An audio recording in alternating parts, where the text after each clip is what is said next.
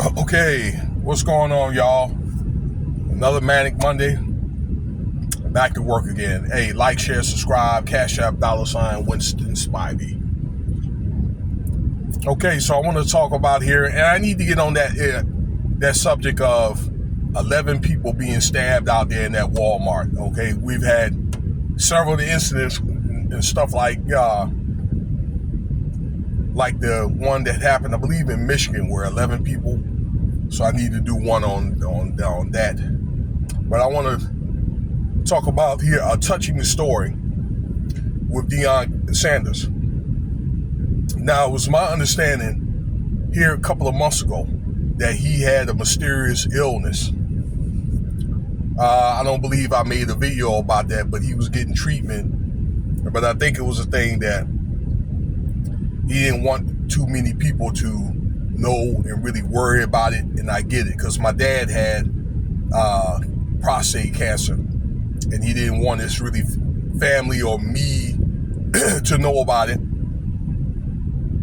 But he couldn't treat it because it was treated at a late stage, and then he gave up and it went to his liver and became terminally ill and passed away.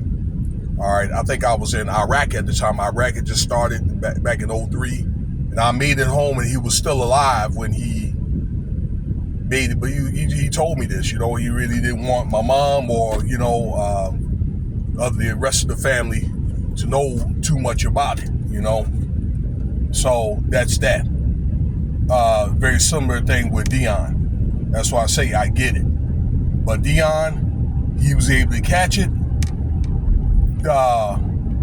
at a early enough stage to where he was able to beat the cancer. All right, that this was just announced that he's cancer free. Now, he had to go through a lot of treatment from when he was told that or diagnosed at the beginning of the year that he had cancer.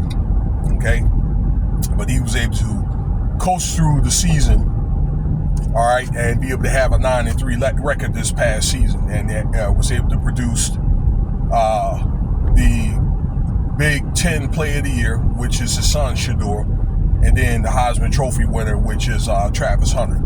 All right, that turned out to be the first pick overall, and I think he's going to be a great player in the NFL. And I think that combination with him and Trevor Lawrence, that's going to be an awesome combination. Okay, but anyway, the man, I got to commend the man, and I think that if you are listening to this video, you should be able to commend the man too.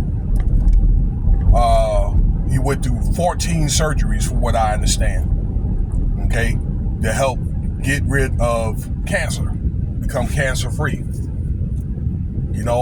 So that's a grueling task right there that the man had to go through. All right. He had other issues too. His toes were jacked up in one of his feet, in his foot, right? I can remember where he was showing that in Shannon Sharp's interview here a few years ago when he took the coaching job, but he was able to get he had to get his toes amputated, all right, because I guess the warped toes that he had were giving him problems. So he went through that. 2 toes, that is. And now he's cancer free. So now, he can move on with his life and continue to coach in Colorado. And by the way, Jackson State, when he coached at Jackson State, they won, I believe it's the SWAC championship. So, his career with coaching is not bad. I'm hoping that he'll have a better year next year. I believe they got a 5-star quarterback recruit, and maybe he could get, a job in the NFL a little bit later on. So, yeah, right now, I think he uses his time off now to try to go to the hospital and try to, give encouragement. And I think he was doing speeches and talking to cancer patients one-on-one to try to help, and the families, to give them the positive encouragement to overcome cancer, to let them know that it can be done.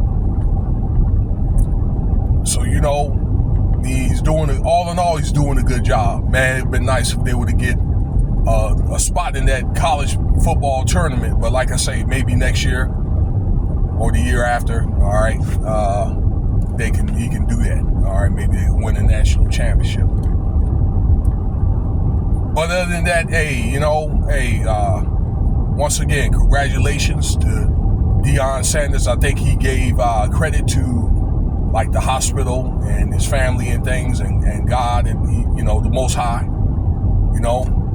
I think that some of that is divine intervention there, ladies and gentlemen, that he can go on and continue on with his life. All right, it's one of the hardest things that you could do. Actually, the hardest things you could do, and I promise I'll leave you guys alone, is carry a baby for 9 months, go to war, and beat cancer. Those are probably the 3 hardest things you could do in your life. All right? So that'll be it. Thanks for your time. Cash App $Winston Spivey.